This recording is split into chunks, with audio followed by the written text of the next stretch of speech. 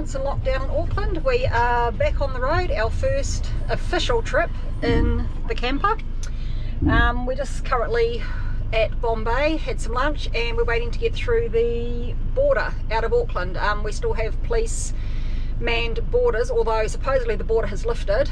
They say they're doing spot checks, but apparently I read in the news that if you're in a service vehicle, they'll just let you through. If you're obviously going on holiday, which, hello, we're in a huge camper, you're likely to get stopped. I actually do hope we get stopped so that we can see what they actually do at the border. We've all got our vaccine passes ready.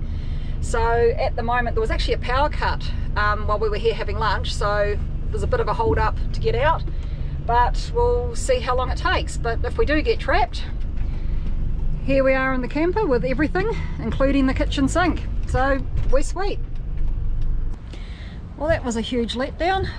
We've actually just arrived in Tauranga, and so much for all the hype regarding the border. We pretty much drove straight out of Auckland through Tauranga Coromandel turnoff, and there was no border, nothing. There was no cops, no border, no checkpoint, absolutely nothing, just drove straight on through.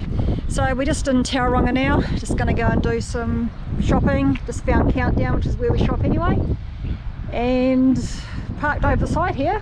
Quite cool to find camper van and truck parking, because we drove into the car park and Adam wasn't really sure where we were going to park because all the centre bits have got like bollards through them.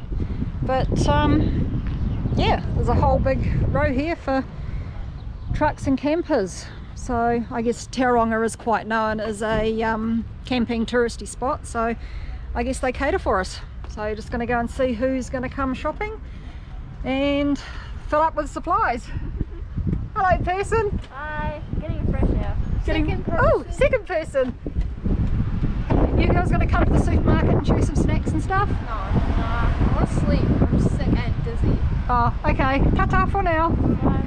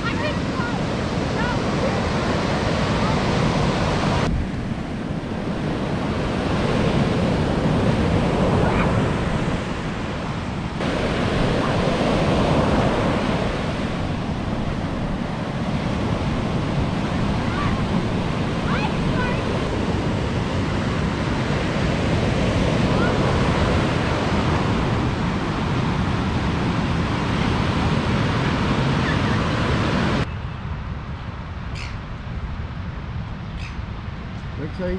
Yep. You're going to lose your dinner. Don't encourage it.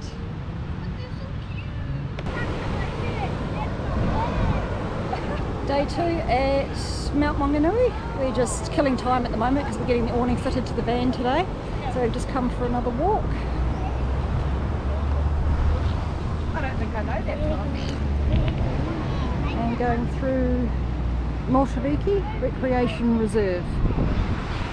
So there's a bit of a walk through here and quite scenic.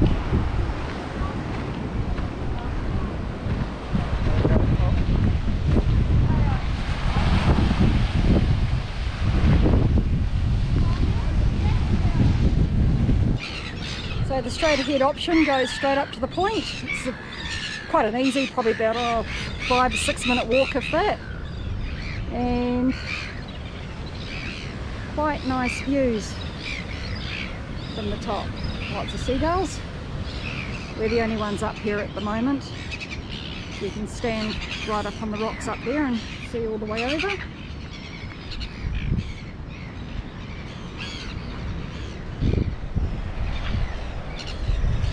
And back to the other side, the beach.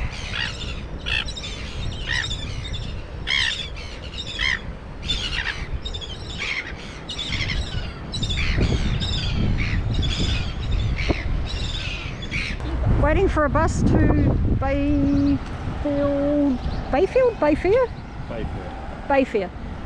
Mall. Now the funny thing is, none of us actually have a clue how to catch a bus because we haven't caught a bus in New Zealand for years. We've caught buses overseas, no problem. We actually asked a local guy who runs the surf leasing little kiosk. He's just over there, and he has no idea how to catch the bus either. So we don't know whether, like in Auckland, we have transport cards. We don't know whether we need to pay by cash, the credit card, or whether there's some sort of card. But being a touristy spot, we're assuming that you can use card or cash. So I guess we're about to find out, or else we're walking a very long way. There you go. Oh, not in service after all that. Oh my gosh. So that is not our bus. Stay tuned for the next instalment.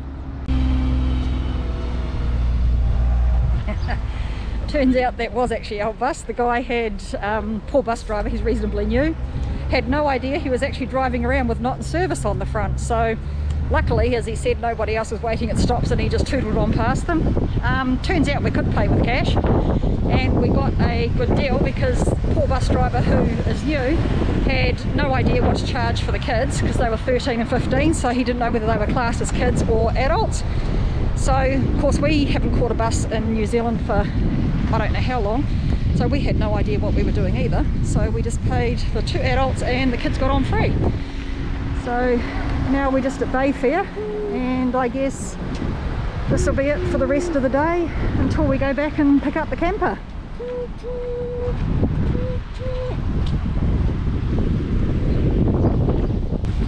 Back at Are You Like Savannah Awnings to pick up Charlie. He'll be done in probably about 10 minutes.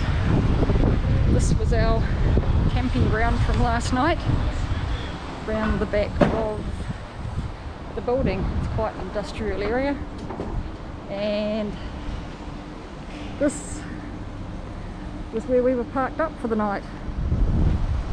It wasn't too bad. I mean, we're fully self-contained, except got woken up by a cat fight at about 2:30 in the morning, which was unexpected. But tonight we're going to go out to Papama Beach and see if there's some free camping sites out there. So we're going to go out and try our luck, because they can only take 2 or 3 vans at a time. So 10-20 minutes for the camper, and then going for a ride to Papamoa, see if we can camp there for the night. Otherwise, we've been told that we can actually come back and stay behind the building, because we're booked at a campsite tomorrow night. But I lost in translation, made a mistake with the days that we had to have the camper down here, so we've got an extra night where we've got no fixed abode. So we will see what happens. So we're at Papama Beach, and we have managed to get a camper van spot. I've got an app on my phone called Rankers Camping. It's a pretty good app. It shows you where absolutely everything is around here, and it also points out the free camping sites. It said that in Papamoa there was 5, Papama Beach, there was 5 free camping sites around here. This one supposedly, it advertises it can take up to 2 vans, but on the app, on the info, it actually says 5. We just parked on the end here. It's a designated camper park, but I don't... Okay, that's interesting. There goes Highway Patrol. I don't know whether they're legit or who knows what.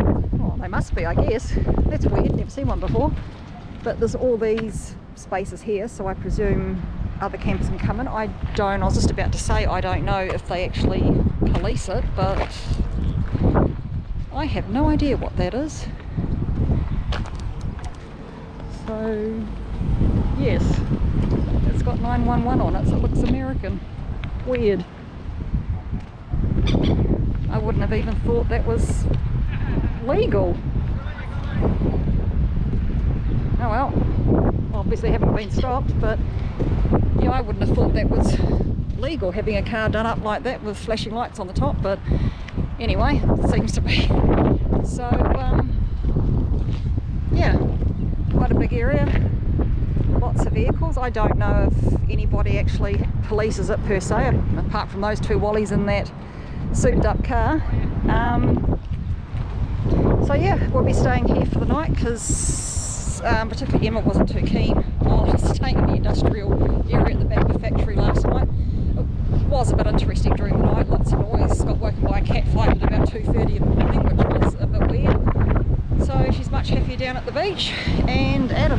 happy place. He has surf.